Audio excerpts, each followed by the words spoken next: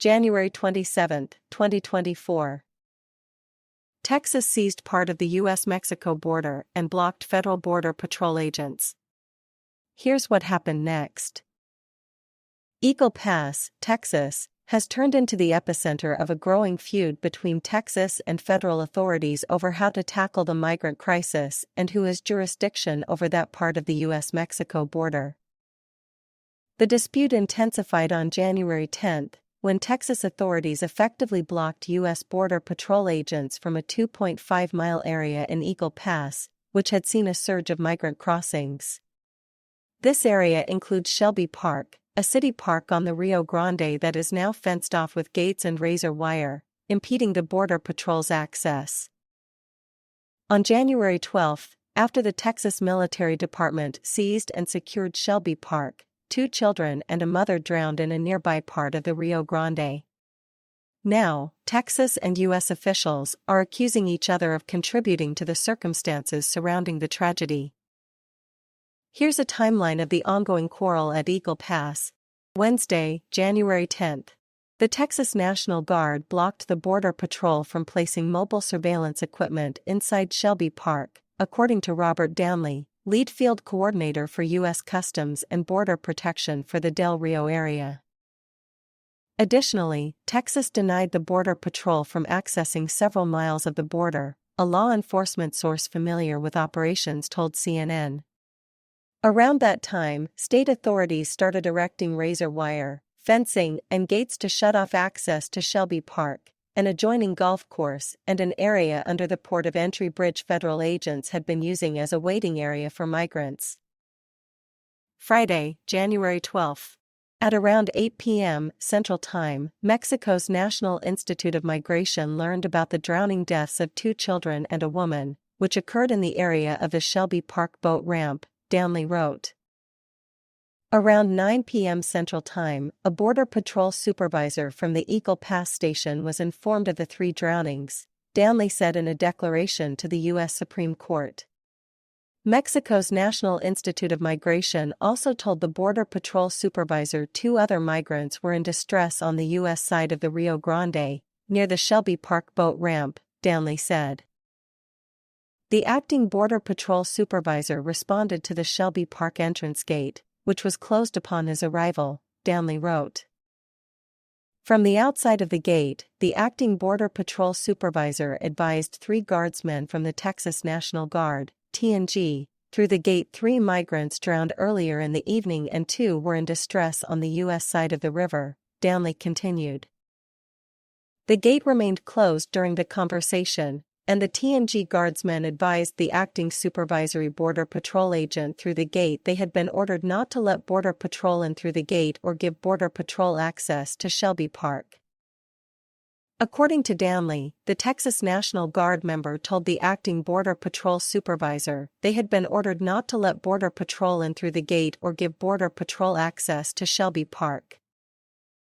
The Border Patrol supervisor then asked to speak with a Texas National Guard supervisor and again relayed the information that 3 migrants had drowned earlier in the evening and 2 migrants were in distress on the U.S. side of the Rio Grande, Downley said. The Guard staff sergeant allegedly said Border Patrol was prohibited in the area, even in emergencies. Instead, the staff sergeant sent Texas Guardsmen to investigate, Downley wrote. Saturday, January 13. Mexico's National Institute of Migration told the Border Patrol's Del Rio Sector 7 migrants, in 2 groups, had tried to cross the Rio Grande the night before, Downley wrote. The first group included 5 migrants, a mother and 2 children who drowned, plus 2 migrants who were rescued by Mexico's National Institute of Migration. Mexican officials were able to recover the bodies of the drowned mother and 2 children, Downley wrote. The second group of migrants included 2 men who made it to the U.S. side of the river. These 2 men were rescued by Mexican authorities. Also on January 13, Texas allowed Border Patrol access to the boat ramp in the Shelby Park area, but with restrictions, such as requiring information about each Border Patrol agent entering the area and offering limited access to the agency. Monday, January 15. A Border Patrol agent drove through an access road within the roughly 2.5-mile area, Downey wrote, but the agent was stopped and questioned by a Texas National Guard member. Also on January 15, the Biden administration submitted a filing to the Supreme Court including details of the migrant drownings on January 12. The drownings, as well as the rescue of 2 other migrants on the U.S. side of the Rio Grande by Mexican authorities, underscore that Texas is firm in its continued efforts to exercise complete control of the border and land in the area and to block Border Patrol's access to the border even in emergency circumstances, the administration wrote. It is impossible to say what might have happened if Border Patrol had had its former access to the area, including through its surveillance trucks that assisted in monitoring the area, U.S. Solicitor General Elizabeth Prelogar wrote in the Supreme Court filing. At the very least, however, Border Patrol would have had the opportunity to take any available steps to fulfill its responsibilities and assist its counterparts in the Mexican government with undertaking the rescue mission. Texas made that impossible. Prelogar urged the Supreme Court to intervene. Wednesday, January 17. The U.S. Department of Homeland Security set this date as the deadline for when Texas authorities must end its blockade of Eagle Pass and allow federal agents to resume operations in the area. If Texas did not agree to comply by the end of the day, DHS said it would refer the matter to the Department of Justice for appropriate action. But Texas Attorney General Ken Paxton's office doubled down, saying Texas will not surrender. In a scathing 3-page letter to the DHS General Counsel, Paxton rebutted some of the federal government's claims as false. Paxton said Border Patrol agents do indeed have access to Shelby Park to respond to medical emergencies. And on the night the 3 migrants drowned, TMD, Texas Military Department, did not prevent U.S. Border Patrol from entering Shelby Park to attempt a water rescue of migrants in distress, Paxton wrote. The federal agents at the gate did not even have a boat, and they did not request entry based on any medical exigency. Instead, the federal agents told TMD's staff sergeant that Mexican officials had already recovered dead bodies and that the situation was under control, Paxton's letter said. Texas's guardsmen nevertheless made a diligent search, only to confirm that Mexican officials had recovered the migrants' bodies, downriver from the Shelby Park boat ramp and on their side of the river. Also on January 17, Texas authorities started arresting migrants at Shelby Park and charging them with criminal trespassing, marking the state's first arrests of migrants since Texas took control of the area 1 week earlier, an official said. Monday, January 22. The Supreme Court voted 5-4 to allow Border Patrol agents to remove razor wire set up by Texas governor.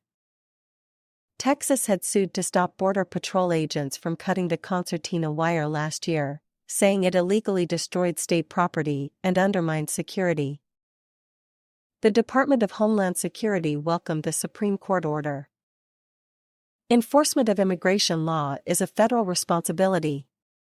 Rather than helping to reduce irregular migration, the state of Texas has only made it harder for frontline personnel to do their jobs and to apply consequences under the law, a DHS spokesperson said.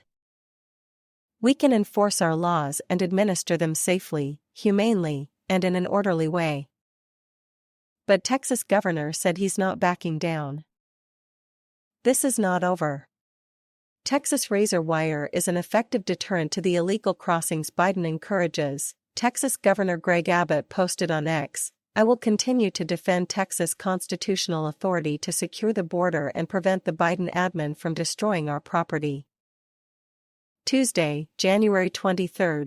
The U.S. Department of Homeland Security sent a letter to Texas Attorney General reiterating the federal government's demand that state authorities fully reopen the Shelby Park area to Border Patrol agents.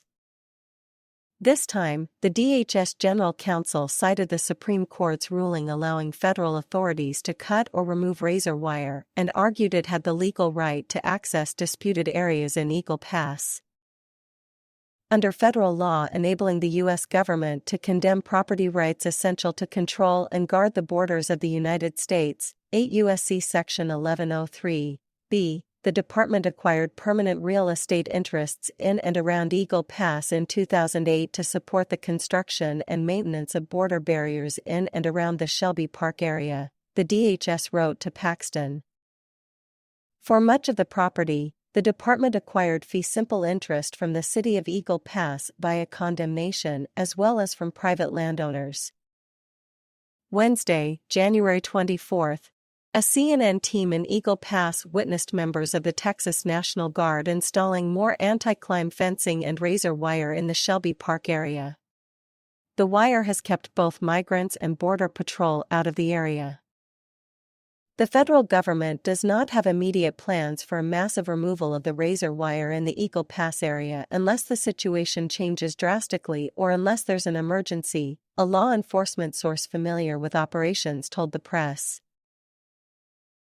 Please like, share, subscribe and hit that notification bell so you can be the first to be notified whenever we post. You won't regret it.